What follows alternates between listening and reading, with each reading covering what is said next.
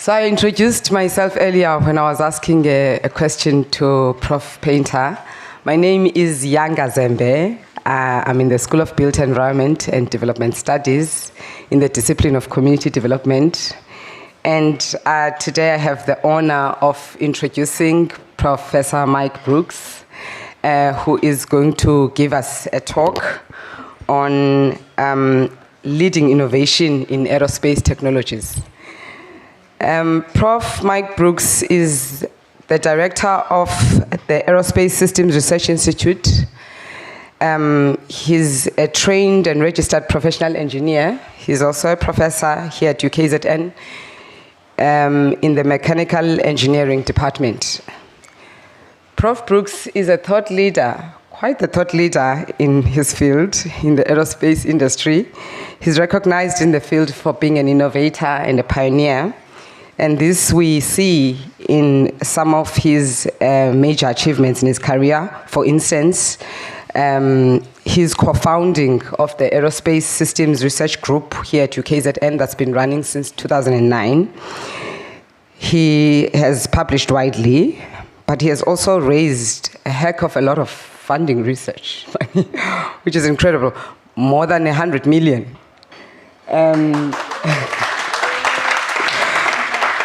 So that's incredible. When I look at him, I think he's about my age. I don't know how he achieved that.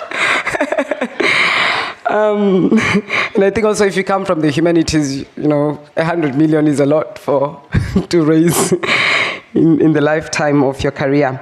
He's a member of various associations and institutions in the aeronautical space. And today, as I said, he's going to be talking to us about the kinds of innovations that are emerging as significant in the aerospace industry. The Vice Chancellor and Prof. Painter, who spoke after him, both referred and addressed the role of globalization in internationalization, and pointed out that the gift that globalization has given us, one of the gifts, is that it connects us so much easier to one another, connects our communities and our cultures with greater ease. And a key enabler of that interconnectedness that we have, which enables us to internationalize, is the aerospace industry. We know that prior to human beings being able to use airspace for travel, it wasn't that easy for goods and markets and people to travel and cross borders and boundaries. So today we are going to hear, I anticipate, a lot more about the benefits that are there to be realized within the aerospace industry and how we can position ourselves as an institution so that we don't just benefit, but we benefit in partnership and collaboration with other institutions, as the two other speakers have emphasized.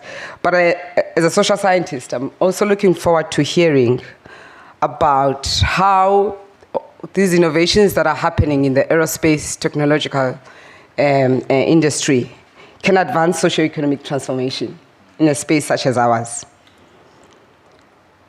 I didn't know much about aerospace, actually, before today, before preparing to come to this meeting. I considered it an isolated industry, something that's there that, very few elite engineers are involved in. But I've learned it's actually not the isolated industry that we may think it to be. There are major revolutions that are happening within that space that could advance socio-economic transformation. If we look at the use of aerospace technologies to revolutionize agriculture, how we produce food, through precision farming, which would enable us to produce a lot more food with a lot less inputs, which of course then leads to cheaper food, right? And in a country such as ours, where 12 million people go hungry every day, and 8 million of those are children, we do need revolutionary technologies that can allow our people, and especially those with children, to put food on the table in a cheaper way. So over to you, Prof. Brooks.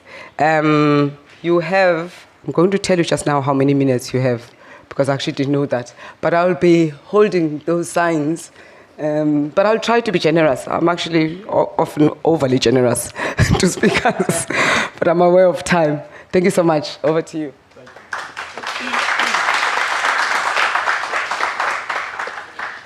Ladies and gentlemen, good morning, and thank you very much, Prof, for that introduction. You know, actually your comments are a great way for me to get into the discussion here, because most people, to be fair, have not much knowledge about space. Space is one of those esoteric subjects that is out there. It's something that other countries do. If you even raise the question about South Africa doing space, the first question is, you've got to be kidding, we have bigger, more pressing issues. But so here's a couple of questions. When last did you watch satellite? When did you last watch DSTV?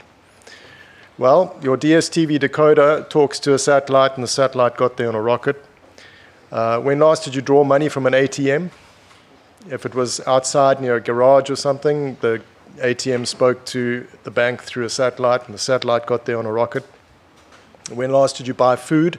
There's a high probability that the food that you bought was managed in some way through precision agriculture, and that's a satellite-based system.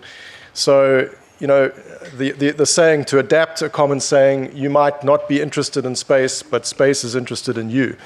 So this is a topic that I want to address today, and I was, during Professor Painter's discussion or talk earlier, I couldn't help but go and modify my presentation, because this is not the first slide of my presentation.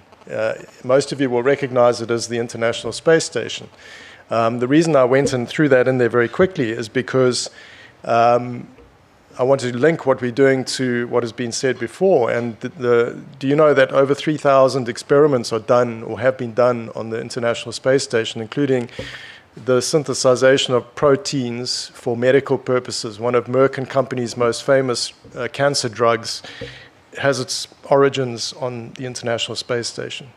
So the world is an interconnected place, and even though I'm here to talk about aerospace technologies, there's a connection into every facet of our lives, and that's part of what I want to discuss with you today. So I have a lot of slides, and I know the chair is going to be quite cruel later and shut me down, so I'm going to get straight into it and run through these pretty quick. So I'm going to cover a number of topics. First of all, why space? And we kind of touched on this already. Why should we be doing this at UKZN in South Africa? Why should we be interested in space? Something about ASRI, the Aerospace Systems Research Institute, what we do, and our technology development program. And then, of course, this is an internationalization summit, so I'm going to talk a bit about that as well. So space has lived two lives. It's lived the old space, and it's now living the new space. And there's a watershed moment somewhere around the year 2000 where the old space disappeared and was replaced by the new one. And the old space is the old geopolitically driven rivalry between the Soviet Union and America, and rockets were built by big defense entities, and only a few countries launched rockets, and satellites were mainly military, and in fact most of the early rockets were missiles that were just repurposed.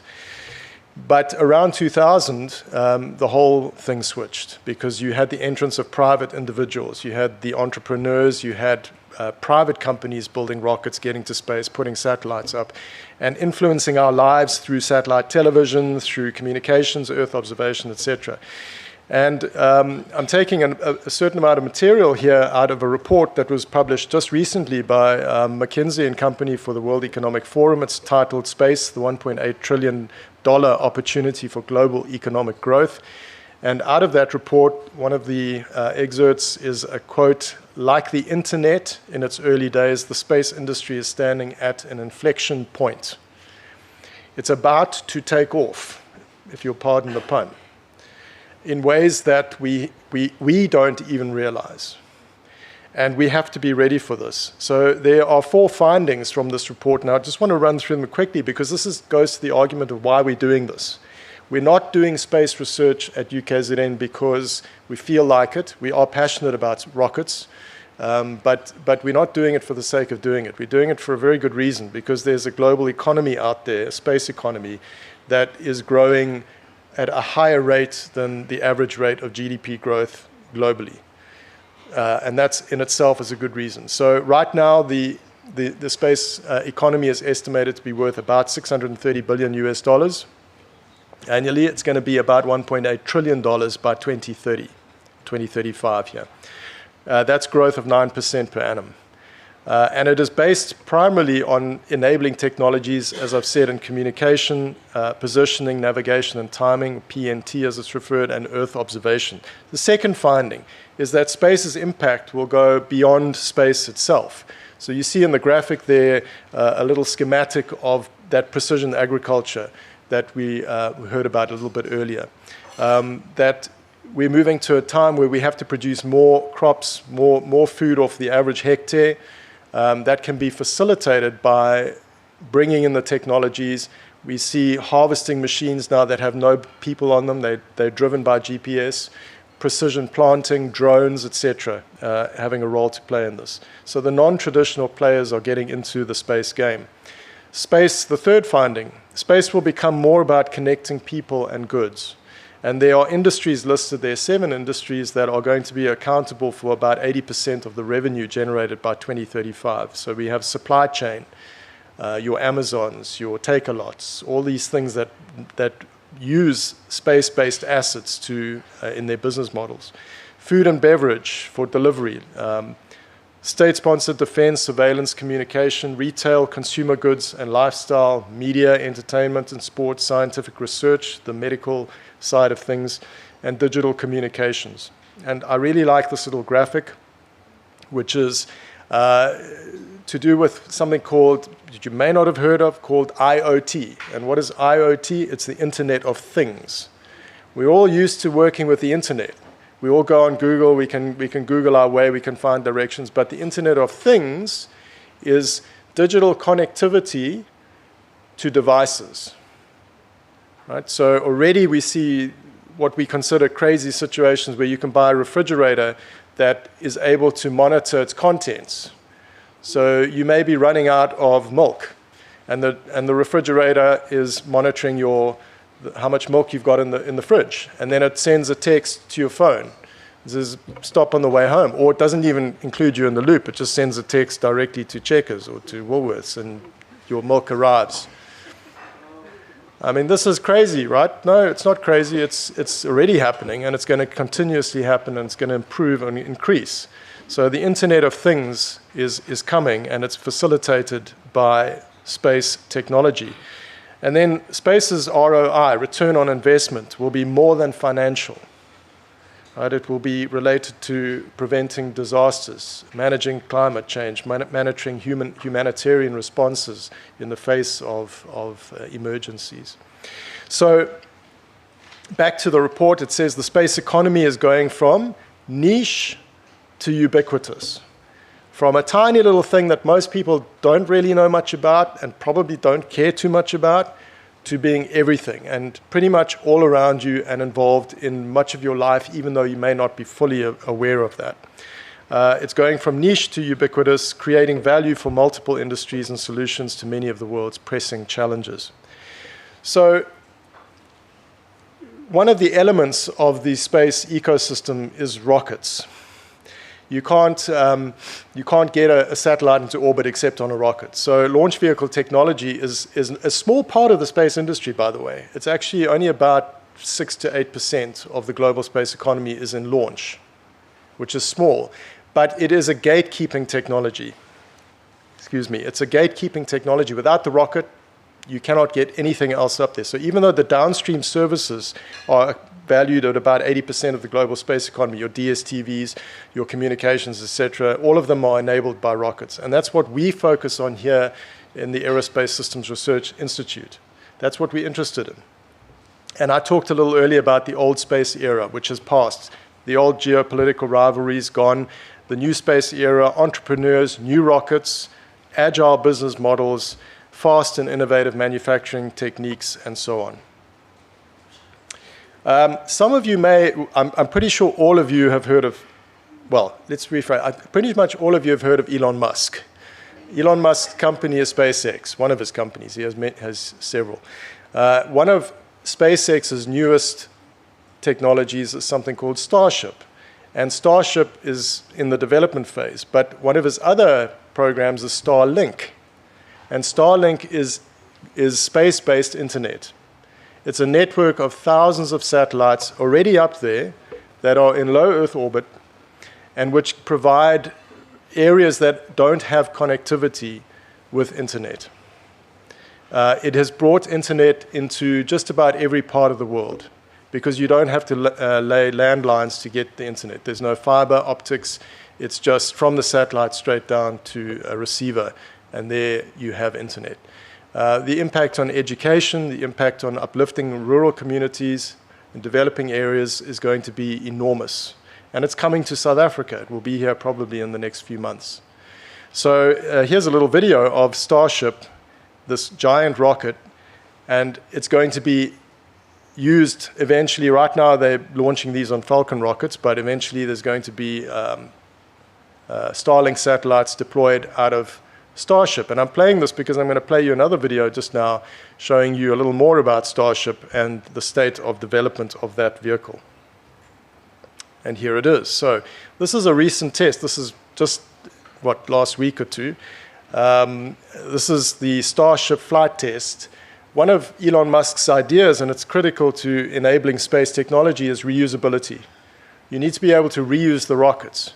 Right, so the example he always uses in the old days, the old space model, you build a rocket, you put a satellite on it, you launch the rocket, and you throw the rocket away. And Elon Musk is famous for saying, imagine the next time you go for a flight from the United States to South Africa, you get on board the plane, you fly across the ocean, and when you get to Johannesburg or Cape Town, they say, thanks very much, disembark the plane, and they trash the plane. Who would run a business model like that? No, that doesn't make sense. You have to reuse the rocket.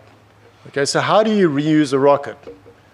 Well, you have to be able to recover it after it lands, after it's been used. Now, some of you may have seen some of this video of the Falcon rockets coming back and landing on their rear end. Okay, but the Falcon rockets are small compared to this. So this is a condensed video of the Starship test, and it's just to prove or to illustrate the point of where things are in terms of this technology.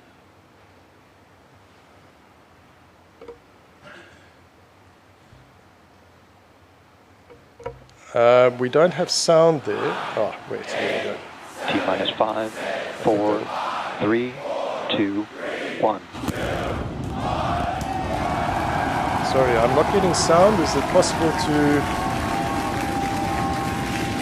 We have liftoff. Vehicles pitching downrange. You've got to watch rockets with sound. It's no fun if there's no sound.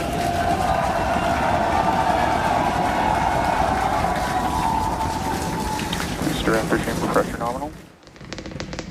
Now pass through the maximum aerodynamic pressure, the most stress the vehicle's going to see on the way uphill. Coming up on hot staging next. Ship engine There's startup. most engines cut off. Stage separation. Booster Stage separation, hot stage separation confirmed.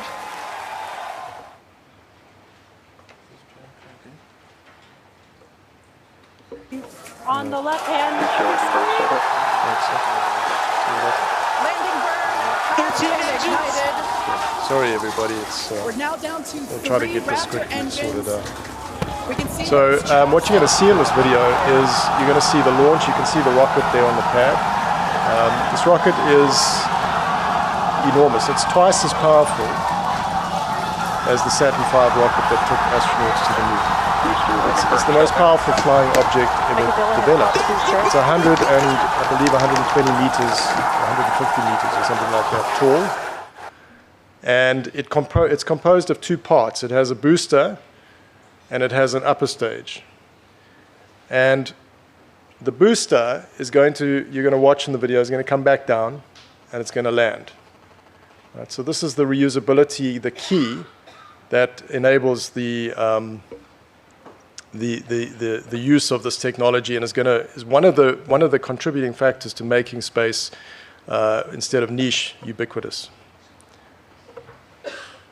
I think we'll give this a few seconds, and then I'll just play it without the sound, and we'll see if we can make that work.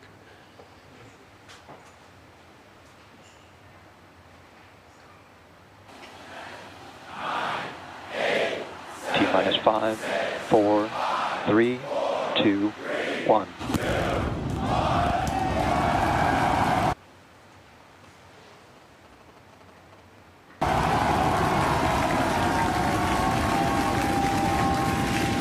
We have liftoff. Vehicles pitching downrange. I think let's proceed, and we'll try to sort the sound out for the later videos. So I'm just going to play that. We'll just have to imagine the sound. I'm not going to try and make it in my. Maximum aerodynamic pressure, the most stress. Right. So here we go. There's the rocket. This has 33 rocket engines on the back end of it, right? So it's enormous. Ship engine There's startup. most engines cut off. This is Texas in the United States, where they launched this vehicle from. Booster Stage separation. Powered by methane Hot and stage oxygen. Separation confirmed.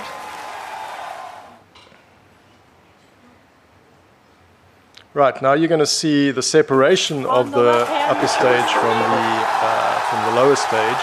The upper stage is going to continue, it's going to carry on into space, and the lower stage is going to flip around, fire its engines, and come back. This, by the way, is the competition. If you're trying to do rockets, this is the competition.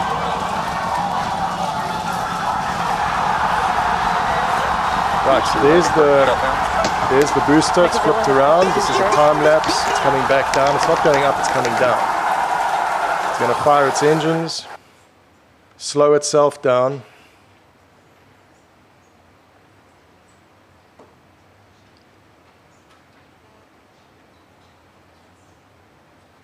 Position itself, and it's going to get caught between the two chopstick arms of that giant gantry.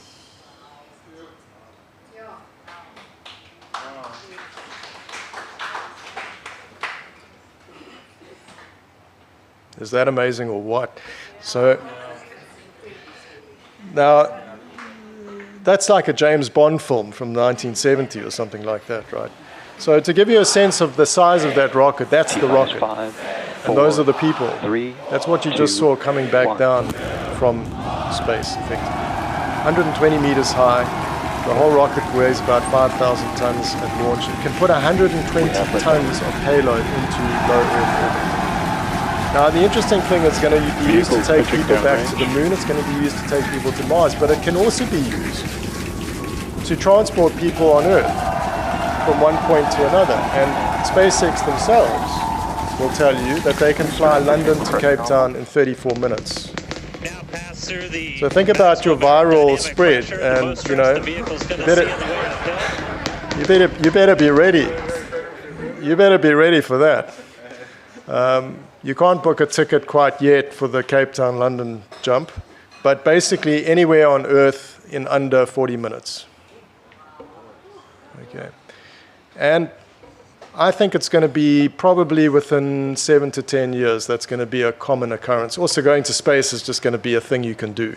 Because the thing with a rocket like this is it's so much bigger, it's so much cheaper to go. So you're not going to be paying hundreds of thousands of dollars to fly into space. It's going to be eventually like getting on an aircraft. So from an ASRI point of view, there are many countries in the world that are currently developing space launch. Look, just to be clear, SpaceX is way ahead of the pack, right? We're not actually competing with them. We're looking more at the small launcher market. But the point is that that's what the technology is doing. And it's going to revolutionize the way that we live our lives. But if you look at the global scoreboard, what I have here is a map And the map is of those countries that have an established or developing space capability. And the shaded areas, the gray shaded areas are the advanced launch capability. So obviously the United States, Russia, China, India, the whole of Europe, etc., Japan. And then established launch capabilities are those countries that are getting there. And that includes New Zealand, little old New Zealand. Right? So if they can do it, so can we. But you'll notice the glaring omission on that map is that there is nothing happening in Africa in terms of this capability. So we in ASRI would like to say that is unacceptable. So and the reasons it's unacceptable is there's a raft of reasons. One is that you want data independence. You don't want to be reliant on other people to launch your satellites. Africa produces satellites. At the last count, I think there was something like 55 or 60 satellites developed on the continent of Africa, and every one of them launched by countries outside of Africa. Right? So we are not independent in that respect. So one of the advantages that we have in South Africa is we have great airspace for launching. So you're going to launch a lot of satellites, you need to launch a lot of rockets, you need clear airspace. If you try and do that anywhere in Europe or the United States, you have to clear the airspace. Every time one of those giant SpaceX rockets launches, they basically clear the airspace. If you look at the flight aware or flight radar, there's this huge gap on the map. Every aircraft is flying around the space because for safety reasons you can't do that. Well, the thing with South Africa is we have great access to polar orbits from south down to the South Pole. There is no air traffic. I think there's a Qantas flight that comes through there, but we can avoid that. So we have great weather and we have great airspace. So South Africa has a natural advantage, and these aerospace companies, rocket companies, are actually actively looking for launch sites around the world. So you may have a German company wants to launch, they are looking for sites, New Zealand, South Africa, all over the place, and we have that advantage. So if you make a case for South Africa being involved in space, it looks something like that. There's an economic case, right? We need access to that $1.8 trillion global space economy because we need to uplift our people. We need to boost our advanced manufacturing sector. There are strategic reasons. We don't want to be dependent on other people to launch the satellites that we are building in South Africa right now. I heard a figure the other day, and I haven't verified it, but I believe it to be true. There are probably 5 or 6 satellite companies in the Western Cape manufacturing components and fully built-up satellites. CubeSpace, NewSpace, Samara, etc. My understanding is that of every 4 microsatellites launched every year now, 1 out of the 4 flies South African components. So we're in the economy. We're there already. We just have to complete the cycle, complete the circle, and get a capability to launch as well. There's social reasons. We have a widely understood problem with STEM subjects at school level in South Africa. We are not doing enough to teach our young people science and engineering-related subjects like mathematics. A space program directly addresses that, and it inspires the youth as well. And then there are geographic reasons. As I said, we've got good access to polar orbits from where we are. So if you want to build a space capability, you have to build the ecosystem. It's not about a rocket. It's also about the port where you launch it from, its mission operations, its people.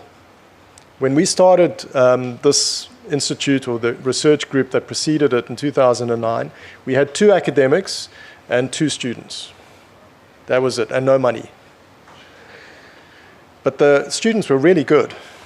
And we just built and built and built, and we built the people, because if you don't build the people, you have nothing. I mean, the money is important, and it's expensive to do this research, but without the people, you can do nothing. So we are focused on the whole ecosystem. We're looking at small satellite launch vehicles, way smaller than that big Starship vehicle you saw earlier. In this case, these rockets are about 20 meters tall. They're tiny.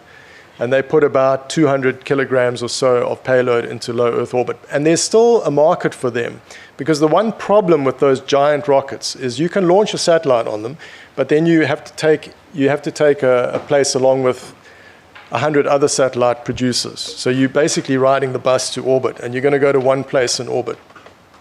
Whereas with these little rockets, you can you can insert the satellite into a particular orbit that the entity or the company is interested in.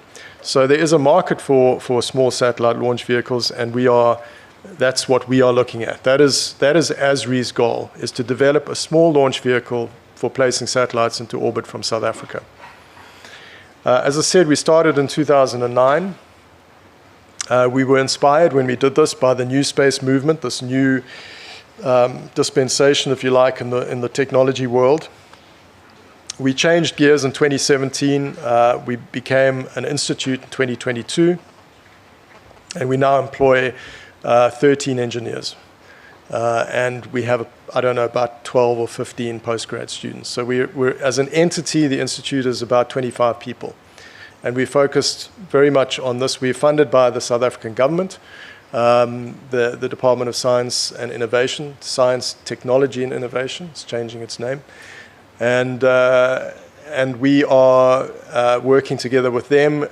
The University of KwaZulu-Natal, obviously, we are their institute, and they fund a lot of our salary costs, etc., as well. So our aims are to become a global center of excellence. I've got 5 minutes, so I've got to really increase the speed here. And we're building that ecosystem. People. I said earlier, people are everything. The money is important, but if you don't have the people, and think about it, liquid rocket engines, how many liquid rocket engineers are there in South Africa? When we started, there were 0. And when I say 0, I mean none. I think we have probably, well, we have all of them in the country. They're here. And we built them. We educated them. We do outreach, because you can't build this capacity without explaining to the population why you're doing what you're doing. We go into schools. I think we've reached about 2,000 high school students in the past 2 years, developing areas. We give lectures, often in home language, rocket lectures in isiZulu. We work with the South African National Space Agency to do that. So that's really, really important, is to take everybody along with this great mission that we're on. So our technology program, and I'm really going to speed up now, we do the Phoenix program, which is these little rockets, and they are our training rockets. They go up to about 18 kilometers. That's quite a bit higher than your jet aircraft, passenger aircraft. And we use those as training facilities. We do all our launches from Overberg Test Range, which is a facility in the Western Cape, was originally built for the purpose of space launch and is still there. It's a Denel entity. They charge us way too much money to be there, but we are getting support from the government to do this. And there's some of the launches of the rockets that we have. These are student-built rockets over the past 10 years or so. In terms of flight campaign, we put the team through an exhaustive campaign. They do all the mission planning. They look at the safety footprints of the rockets. They build the rockets in partnership with our industrial partners. We have to fuel them on the pad. They go through the whole thing. It's a big setup. And here's a video of one such launch, and I hope that we will have some sound. Where's your volume control? There it is. Okay, so let's get back into the...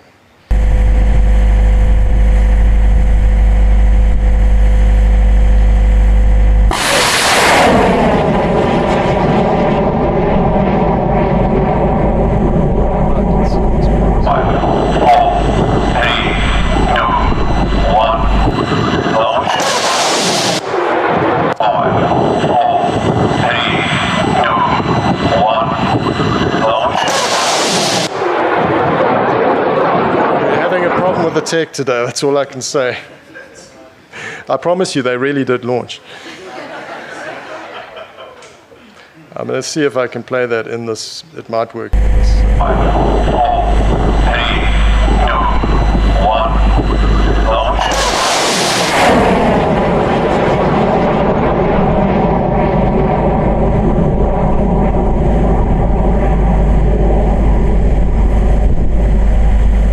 Okay, I'm going to see if this one works as well. This is now the record says. So we set the altitude record for hybrid rockets in Africa back in 2021, and this is the launch that did that.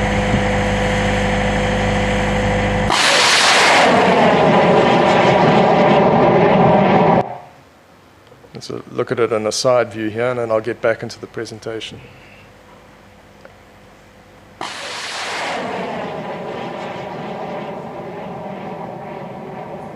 You know, one of the great things about these rockets is they inspire people, and they inspire students. And the one thing we don't have a shortage of is students wanting to get into the program, and it's great. And for the first time, actually, we have students from other universities wanting to come to UKZN to do master's degrees in aerospace. So that is a very positive development for the university. But getting back to the program, so although we do the Phoenix work, really the main purpose of what we do, or our focus is on this, which is CLV, a commercial launch vehicle. It's a very small version of that SpaceX rocket, and it's designed to put 200 kilograms of payload into low Earth orbit, and to do it on a commercially sustainable basis. So this is not a vanity project. It has to live on its own. It has to stand on its own 2 feet economically or financially. So the heart of a rocket engine program is the engine itself, of a rocket program is the engine. Without the engine, there's really not much that you can do. And so we have spent a lot of time developing the Sapphire engine. That is a full-scale Sapphire engine being carried by one of our engineers. And we recently ran a test of the Sapphire engine. There's going to be many years of testing. It's not a one-off test situation. So, and again, let's hope that this plays. Just some footage. It starts with the injector, which is the cold flow test of an injector. So you have liquid oxygen going through the injector, and you can see there, this is before we actually fire it up. You've got to control the flow of the propellants, and then you do a series of basic tests. You tie the rocket engine down, you build the facility. This all happens at Overberg, not here for safety reasons. And eventually you get to the point where you start to test the engine, and some of this footage reflects that. This is one of the tests that we ran on the Sapphire engine. So all of this work is going on in the background. It's really the key focus of what we're doing. Once the engine is developed, hopefully within the next 2 years or so, then we move obviously onto the actual vehicle development. Well, we're doing that in parallel.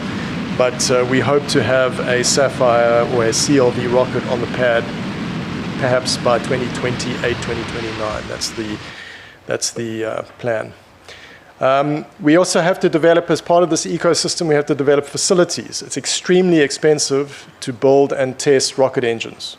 It's dangerous. So you have to have facilities where you can do this safely. We have a propellants laboratory where we develop new types of propellants, in this particular case, green propellants that are non-toxic, to replace existing things like hydrazine on satellite systems. There's a photograph of the propellants lab, one of our people in there. We are developing an advanced manufacturing facility in mechanical engineering, because you can't build the components unless you have the means to manufacture. Well, you can't build a rocket without the means to manufacture the components. And we are putting some very state-of-the-art machines into that facility. We have a subscale test facility in mechanical engineering for testing little motors, not the big ones. This is a big project coming up, again funded by the Department of Science, Technology and Innovation. This is our permanent engine test facility, which is going to go in at Overberg. It's going to have multiple test cells, so we can repeatedly run engine tests on Sapphire engines. It's got a vertical stack, so we can hold the rocket down and test one of the little suborbital rockets. It has all the propellant bays, it has all the fuel bays, it has all the control facilities that go into that as well. So this project is currently in the design phase. It will go to tender probably in February next year, and hopefully finish construction by the end of next year at OTR. We've just commissioned this. This is the first permanent suborbital rocket launch gantry in South Africa. This is built at Overberg, funded again by the Department of Science, Technology and Innovation. That gantry, so suborbital rockets are rockets that go high, but they come straight back down again, and they're used for scientific research. And they're also used to flight test technologies. Now, you need to be able to launch those rockets off something. You can't, they're big and they need to be controlled at launch. So this is the gantry that we have developed. It's just been commissioned. You can see our students or our personnel running a test with a rocket on that there, and that was commissioned literally this month.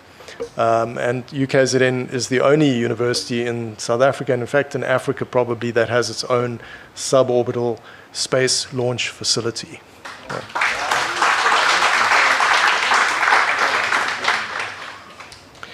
So I'm getting to the end of the presentation. This is a summit on internationalization. I'm going back to the McKinsey report there, WEF report, and they concluded in that report that there were 3 things that had to happen if the commercial space economy is going to take off like they predict. The first is the regulatory frameworks have to be dealt with.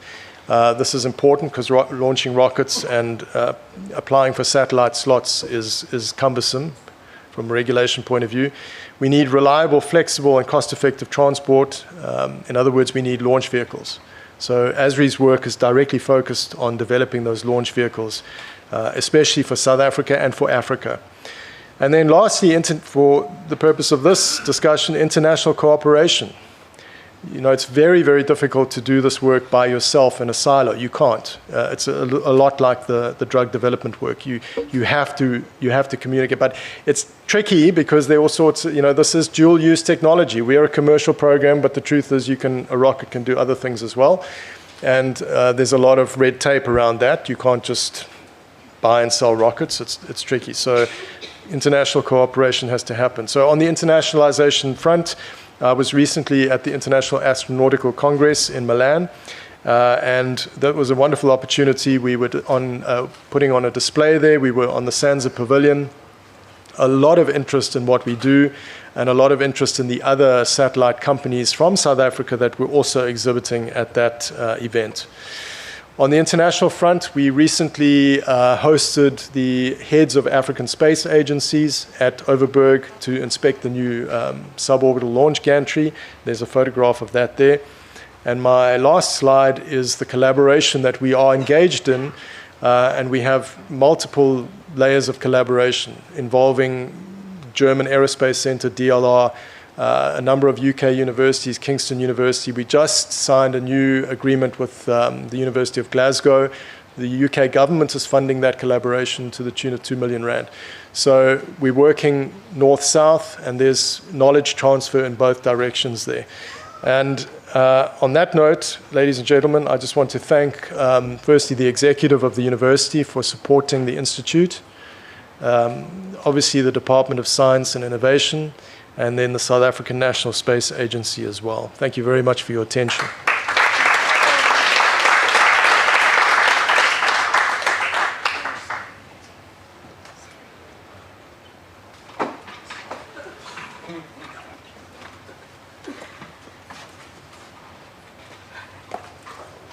Thank you. Thank you so much, Prof. Brooks. You did not disappoint. It was one of the most fascinating, inspiring presentations that I've attended.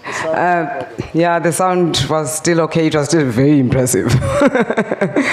I will now open the floor for questions. I'm sure there are many others like me who are inspired and have a lot of questions or even comments to give to Prof. Brooks. Any questions, comments? Yes, please go ahead. Can you please press your speaker? Thank you. Very fascinating presentation. And here I'm more matured, I'm older, I'm in the academic space, but I feel like I'm very much behind in terms of understanding all these possibilities that are brought in by this technology. And I'm wondering, it feels like you're already far ahead and we are a bit behind. And how do we then try and reduce this gap so that even as a social scientist, as we think about research and possibilities, we are not going to the left side, whereas you're going to the right. And we don't find each other somewhere, in the middle. I guess it's about the gap. Yeah, this is the eternal problem, and it's one of the reasons why we are very engaged in STEM outreach, because I think we do a lot of talks. We do talks like this. We need to try and get the South African population in general to understand just how much of their daily lives is affected by space. I don't know exactly how you do that, but I do know one thing is that we're open to partnership with other, we want to talk to the social scientists and we want to talk to the economists, and you can help us because you have the skills to engage on levels that we can't. So all I can say is email me, and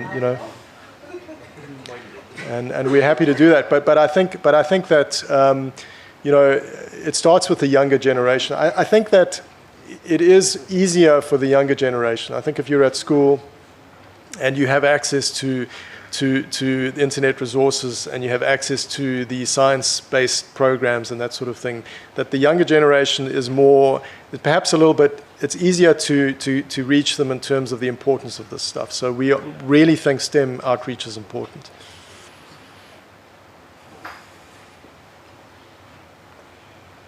Yeah, thank you. I just want to play devil's advocate, so I'm going to come at this from a totally different lens. How does the commercial space economy speak to the green economy? And the reason I have that question is because I heard you talk about propulsion using oxygen and methane gas. Yes. And we already know that methane traps 84 times more than carbon dioxide, and it remains for 12 years in the atmosphere before entering the terrestrial cycle. So I'm really concerned. Yeah, I think, remember that the rocket is using the methane. It's not emitting it. It's burning the methane. So it's burning methane with oxygen. So the products of combustion there are not methane.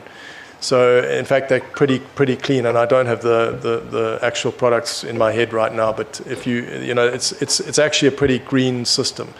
You're not taking all the methane and releasing it. If anything, you might be capturing methane and using it for the propellant. So from that point of view, the SpaceX engine is pretty green.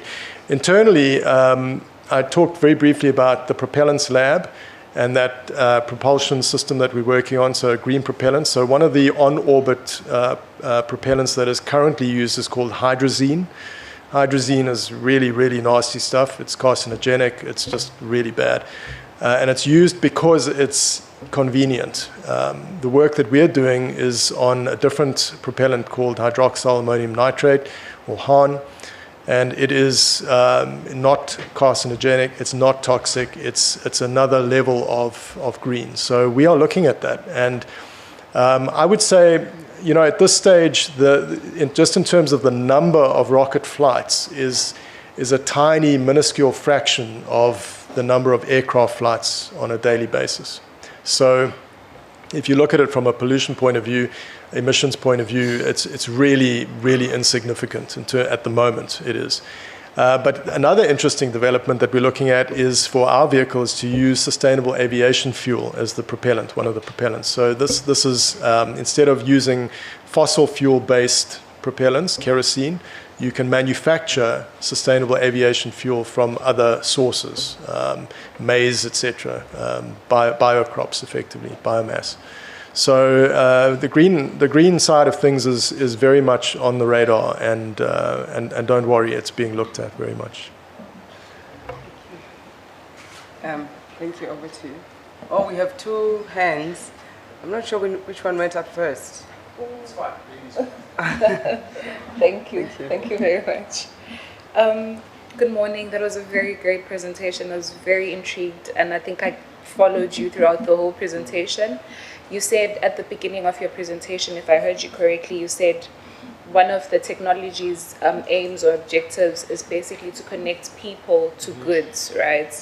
And one of the questions that I had is, do you not think that with the change that comes with the technology, for instance, you said maybe you'll get a message to say you're running out of milk, and then it bridges the gap because maybe you don't need a nanny anymore. I know that in my household, in my family's household, we typically have someone helping. So they typically say, okay, this is running short, and then they have a job through that, so there's job provision through that.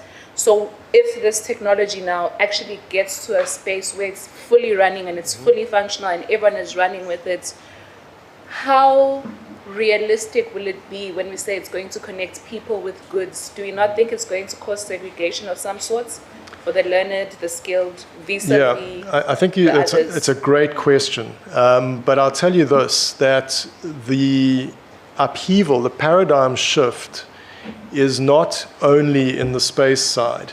It's going to be in relation to other areas, and I'll give you two of those areas. One is what I would call mobility autonomy. So, for example, one of the other companies that Elon Musk owns is called Tesla. You've probably heard of Tesla.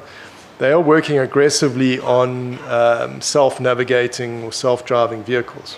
So now I think implicit in your question is a question about the social effects of this technology, but it's also an employment question.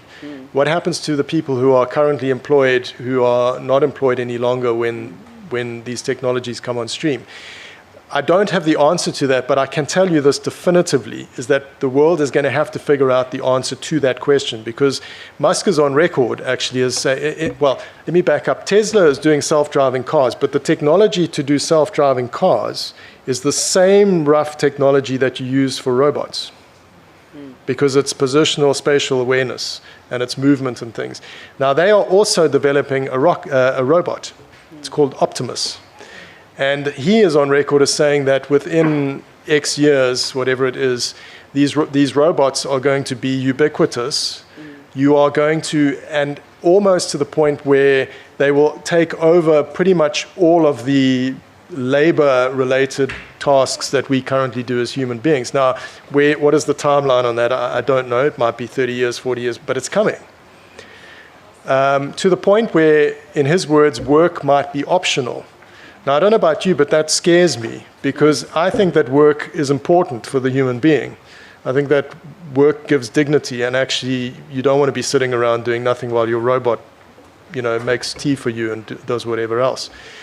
So I think you've raised a really important question. I just don't know the answer to it, but I do know that we have to start thinking about it, and maybe that's the social scientists and maybe the theologians and all those clever people. They need to be thinking about how we deal with that transition, because this technology is not going to stop. That I can tell you now. No one is going to put the brakes on the technology.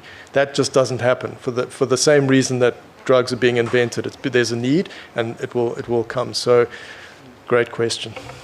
Thank you. I'll take that last question from you, sir. Thank you. My name is Mtobi Mkize from Youth SA. My question is actually based on your involvement in terms of influencing the government policies. It's one thing getting excited about the presentation, which was really mind-provoking. I appreciate it. And you found that when it comes to implementation, there are a number of red tapes, especially in terms of the government policies. How do you go about dealing with that? And the second part of the question will be your involvement at the grassroots. This is very much exciting, and as I come from that kind of an environment, I would love to see something like this taking place at the grassroots. I mean, introducing studies in the curriculum of our country, getting our youngsters learning rockets at maybe high school levels. It could be exciting. How would your involvement be as far as that is concerned? Thank you.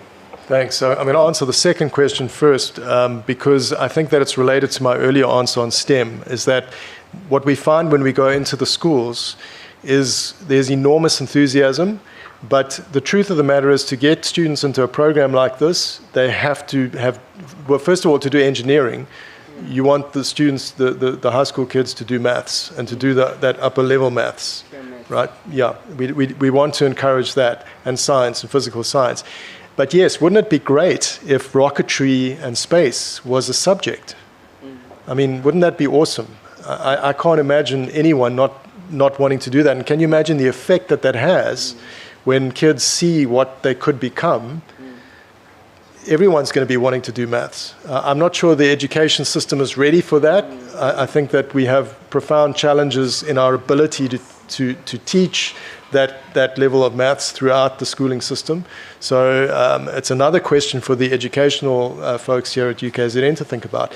But yeah, 100%, we need to get it in as a subject. To get to your first question, the government, we have been, this is something I never talked about in the presentation. In 2012, I sat on a committee for the first time run by the government on launch. There have been 2 subsequent committees, and UKZN has been on all of those. There's currently an Indigenous Launch Capability Steering Committee, which has been established by the Ministry of Science and Innovation. We're on that committee as well. So this program is, I can't speak for the government, I must be careful about that, but this program has a lot of government support. It has tremendous government support. And obviously, funding is important. The government can't fund the whole thing. We need to look at private-public partnerships. We need to look at venture capitalists. My view is that the closer we get to a South African space launch capability for satellites, that the funding will fall into place. Because I think that the idea of a South African independent sovereign space launch capability is irresistible, economically and from a bunch of other reasons as well. Thank you. Thank you so much. We are going to take one final question only because she's my twin. Otherwise, I was not going to allow it. Please. No, thanks, twin. Thank you so much. Thanks, Prof. I thought the presentation was very insightful, and I'm also very fascinated about space, although I'm not really studying that. But I want to go back to the question which was asked earlier on by my colleague at the back there, because I'm an urban planner, and I worry a lot about the climate change, and we're spending billions in this country, even across the globe, in trying to deal with the issues of the climate change. And at the same time, we have to push the space economy, if I can put it that way. Where do we find the balance? Are we able, at this point, are you able to quantify how much green gas emission you are creating, and how do we deal with that? And just to find, a point where we can converge and work together. The idea is noble, it's a good one, but how do we work together? Thank you. Yeah, let me just, this is really important to say this, that disaster management, hurricanes, wildfires, deforestation, reforestation, which is going on in certain parts of the world, all of that requires data. Okay, and you cannot get that data without a satellite, and you cannot get the satellite without a rocket. There's a chain, there's a supply chain there. All of the information, or pretty much a lot of the information that we have on the climate, a lot of it comes from space-based assets. So I don't see a division between caring for the planet and a vibrant space economy. In fact, they are almost indistinguishable from each other. On the issue of emissions, again, the number of rockets flying versus the number of aircraft in the sky is almost negligible. So as the cadence of launch increases, it is an issue that will have to be looked at. But again, with new propellant systems, we will overcome those are minor challenges. I think that if you look at the value of the economy in terms of the data provision to us about climate change, about disaster relief, about agricultural enhancing crop outputs, precision agriculture, drones that can sow seeds in straight lines using air guns. This sounds like fantasy. It's not. They're doing it. They will fly a drone controlled by satellite, and it will precision plant the seeds into the field. Harvesting, all of these things, the net value is way more than any expense to humanity. I think that space can be used for bad things too, right? It can be contested, and it can. Unfortunately, we have the treaty which prevents weaponization of space, but you do wonder about that, and that is an issue I can tell you that is looming its head. There have been anti-satellite tests by several countries on their own spacecraft that have caused enormous problems. So there's a contestation in space that isn't going to go away. But all of these things on the net effect of the space economy for the average human being is way positive. I will put it like that. Thank you, Prof. Mike Brooks, once again, and thank you to our delightful audience for your thought-provoking questions. This session is now closed. I'm not sure what is next. We are going to the next session. Thank you so much. Don't go anywhere.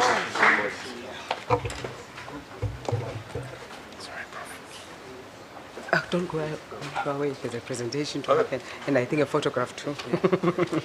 Just very quickly, on behalf of the University of KwaZulu-Natal, we want to thank the chair for the session and, of course, the speaker for an excellent, excellent presentation. Thank you, colleagues. Let's give them a round of applause.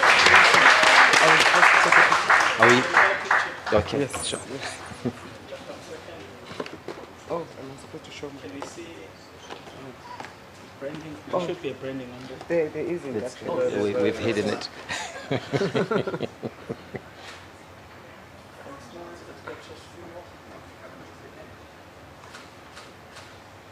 you so much. Thank you. Welcome. Thank you. Thank you, colleagues. Colleagues, good morning. I'm Thabo Msibi. I've taken over from Norma, who's had to go and do something very quickly. We're moving on to the next session, and I believe it's a parallel session. We've got over here a session that is going to be chaired by Professor Anil Chataguna. So Anil up there he is.